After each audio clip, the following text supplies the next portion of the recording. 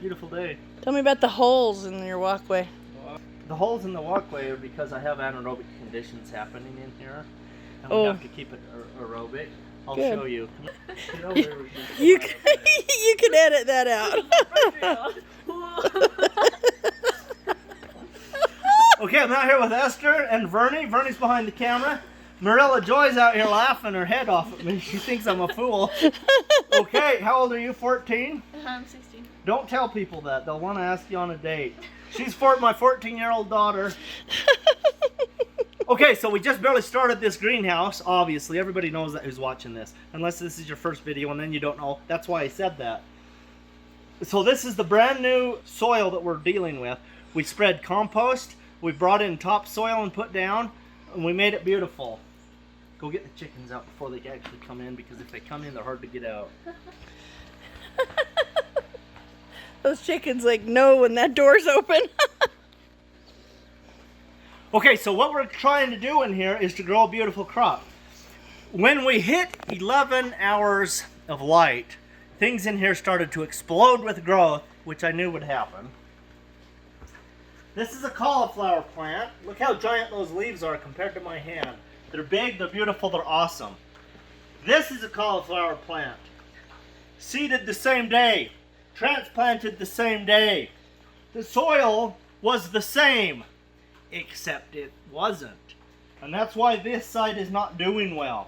You got a little bit too much water in here when I irrigated, and this side of the bed right here went anaerobic super fast. So I came in with a drill. We drilled holes to try to help drainage and oxygen to get down in there so that it could dry quicker. I think it's been working. And then I have some interesting grasses that are starting to grow. Sedges are a group of grass. They're like a family of grass. Sedges grow in anaerobic conditions. And it's interesting because sedges are starting to grow in this lower place. And over there on that side of the greenhouse where it's higher and the ground is much drier, none of this is growing. So that gives me a clue that it's anaerobic. The other clue that tells me it's anaerobic is when I stick my pocket knife down in there and you smell the soil, it's stinky like a sewer. It's super stinky. Your soil should never stink. So those I might as well pull those three out and do something else. But see how this is all tore up right here? I tilled this up with my knife. I just jabbed down in to get air in there. How's it smelling? Let me see. Okay, so I think maybe I'm smelling a little bit of something. But it's getting better. But it's certainly getting better. So the anaerobes are dying, and I put some manure on top. Just right here is cow manure. I just grabbed cow manure out of that bed number 6 over there, and I just sprinkled it on the top to give the aerobic bacteria something to eat. So this is healing really quick, and so that's good. If you look at the bed right over here, same thing happening on this side. Over there, beautiful growth in the spinach. Over here, they're turning yellow and starting to die, and I have look at that weed, look at that sedge. It's starting to grow super awesome, and it's thriving. And on that side of the bed, there's a whole different group of weeds growing, not the sedges. That's why I don't do a lot of weeding, because if your plants are doing good, your weeds can tell you stuff. And it's a diversity in the soil so that your microbes can have different foods to eat. So you have a wider growth of microbes. That's it. That's all I know. Just taught you everything I know. Awesome. I got the compost tea going here so that we can put it on that anaerobic soil. What I'm going to do, well, I'll just show you the tea bags real quick. So here's my tea bags from 4 different sources that could very possibly have 4 different set of microbes. So I'm growing the microbes. I put food grade molasses in here, and then my tea bags from different compost sources are in there so that I can grow a lot of microbes. This is going to brew. It just has a big fish bubbler getting air in there, so it'll brew for 24 hours. Tomorrow I'll come in here first thing tomorrow morning, and I'll take a sample of this in a test tube. I'll put it under the microscope, and I'll see if I have a lot of active microbes. I should. Hopefully we do. If we don't, then I'll just keep brewing it until I do have active microbes. And once I know I have them, I'm going to put them on the entire soil surface in here. And I'll just apply them with my little waterer. Just put it in and go sprinkle it around. And that should turn any anaerobic place aerobic, if we get the aerobic guys in there. I'm making tea. Check this out. Anybody want to drink that? Probably good for you. That's good for the soil. Microbes love it. Anyway, there they are. And then we have all the noises this bubbler going. Just a fish bubbler with a fish plate on the bottom.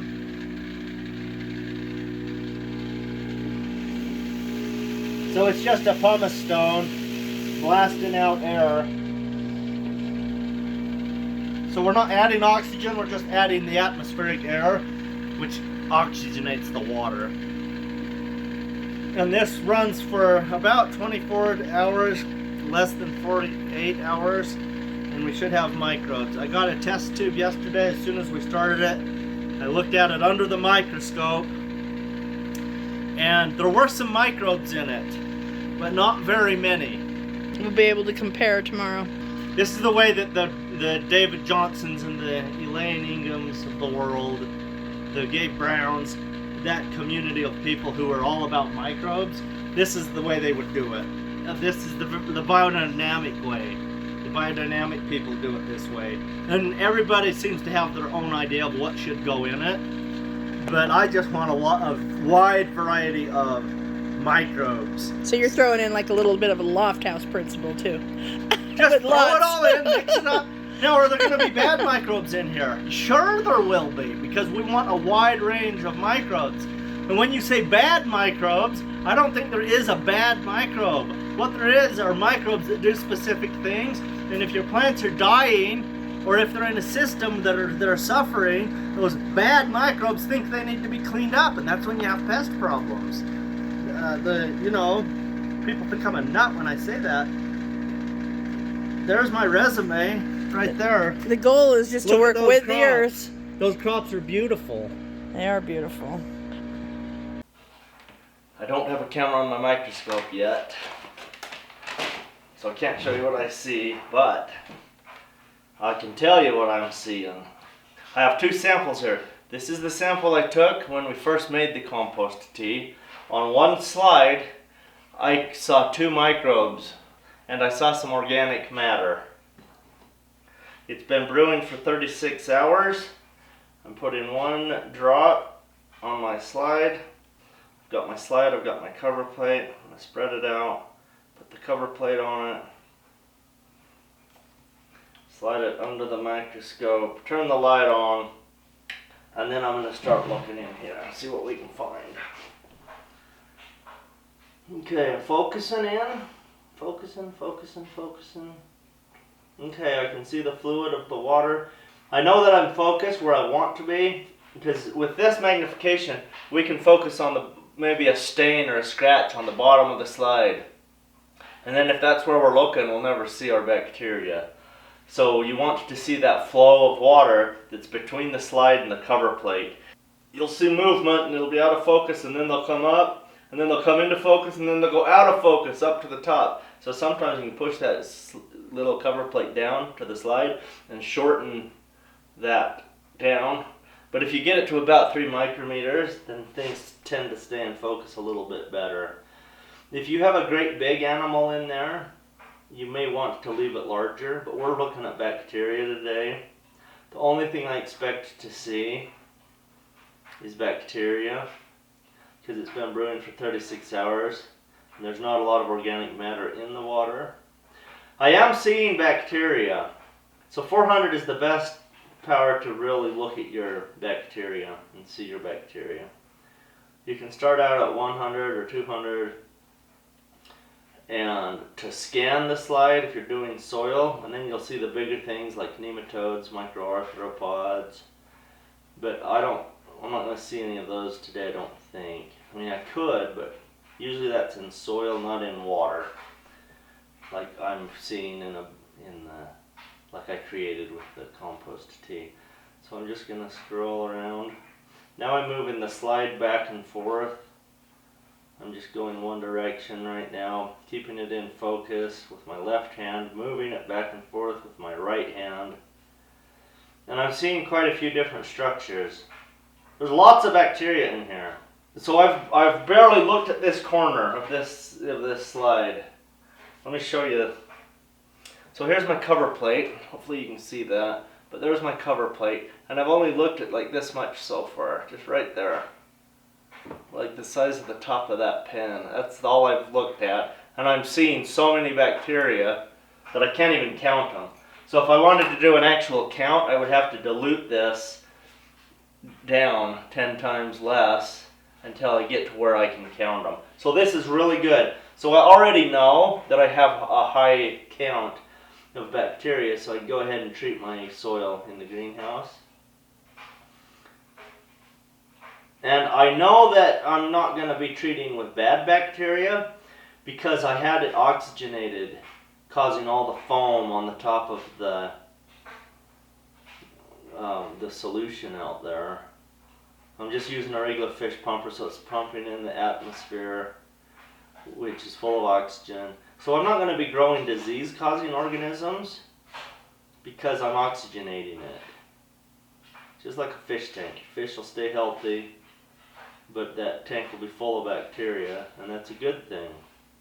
They're the good bacteria. But if your bubbler stops, you quit circulating your water in a fish tank, your fish will die because the anaerobes are the disease causers. So I'm not moving the slide, I'm just focusing back and forth a little bit to try to see my microbes really good. I'm going to go ahead and adjust my light a little bit. So this shadows a little bit.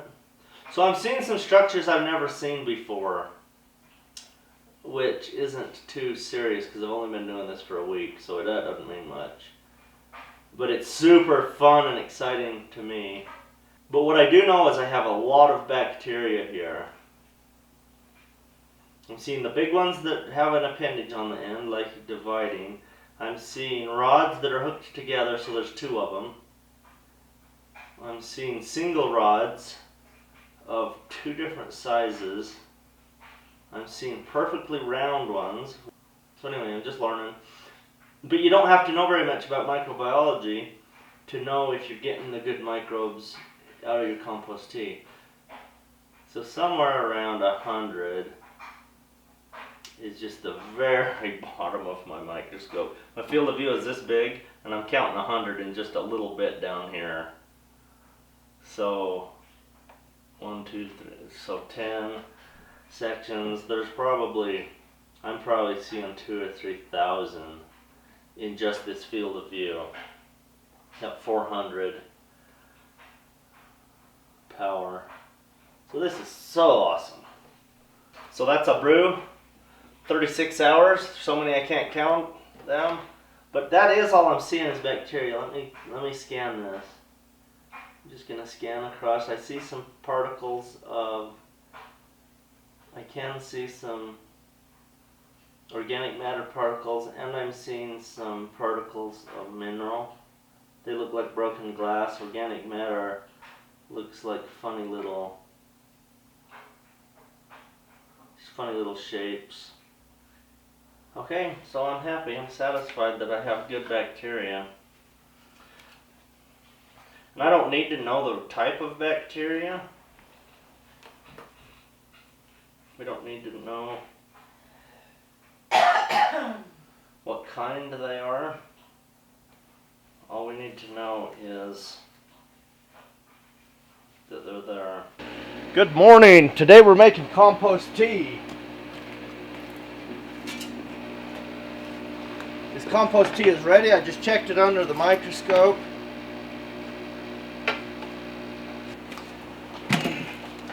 Alright, today we're making compost tea.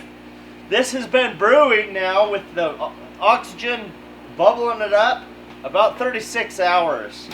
So I'm going to apply this to my garden to get the right microbes out there in the garden. I'll just show you the tea bags on here. Wash some of the foam off. I have 4 tea bags. One is my compost, one is duff from our own forest. One is duff from an Alaskan forest, an old growth forest that should have a wide range of organisms. And the last one is a mined product, a phosphorus that comes from just a mine. So it's just totally natural, it's just rock dust. And then we put in some food grade blackstrap molasses. You want blackstrap molasses because it has all the different kinds of sugars. And you want food grade because in animal grade molasses they add in sulfur as a preservative. And preservatives kill bacteria, so it's not going to feed the bacteria very good if it's killing it. Okay, so I'm just going to go apply this to the garden. Okay, the idea, we're not watering the garden, we're just trying to get the microbes on the soil. So I'm going very lightly. I looked in the microscope when I first started, and I only found 2 microbes in an entire slide. And this morning I had so many microbes I couldn't count them. And they were all bacteria.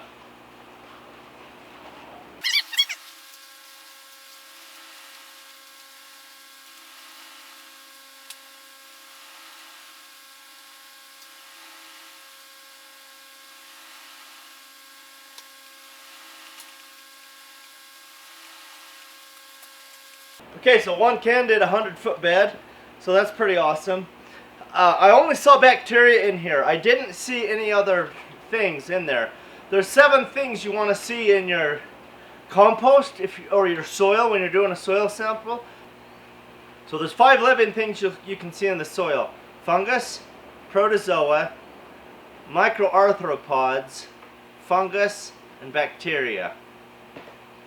The 2 non-living parts would be organic matter and mineral content. So those are the 7 things you'll see in there. Of those 7 things you can see in the soil, I saw 2 things this morning. I saw mineral particulates and I saw bacteria. I didn't see any of the other stuff, which is fine because it's what we're growing is bacteria. It starts with bacteria.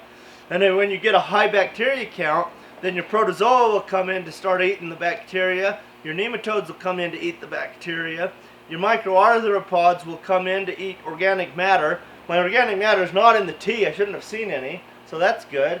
Although I could have, because I have the tea bags in there, but they're just doing a good job of filtering it out. So all I'm looking at is water, so it all makes sense. But out here, I've got organic matter in the soil, so we should be able to get good life in here. So I'm doing this because we want to get that large quantity of life. I'm going to get another bag and keep going.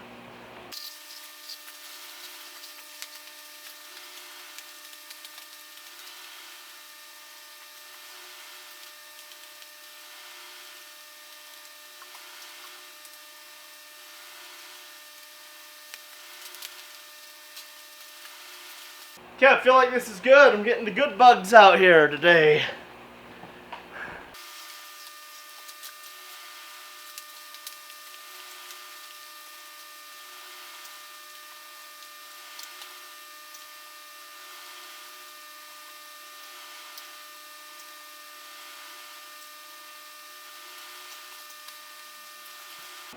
It makes me feel very accomplished to put bacteria on my garden.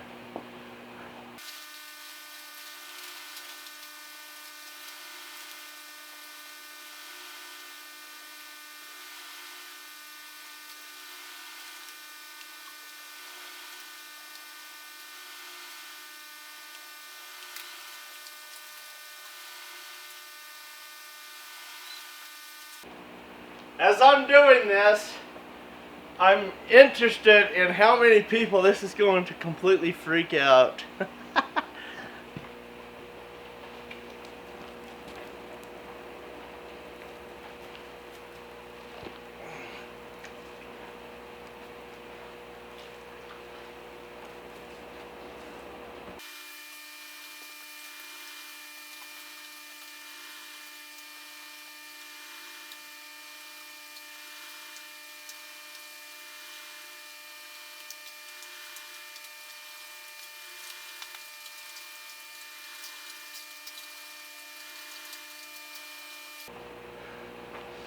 Okay, so I applied Compost Tea to pretty much every growing surface in here. I applied it to the hotbed compost. So hopefully we're introducing a lot of new microbes into the environment. If this scares anybody to think that we're growing bacteria, just remember, bacteria is already there anyway. And the bad bacteria can take over if you don't have a good balance of, like a good quantity balance of the good bacterias. So we're growing bacteria, a wide range of them. We're keeping this environment aerobic, which it means lots of oxygen. So we will have the good anaerobes. Disease happens in anaerobic conditions.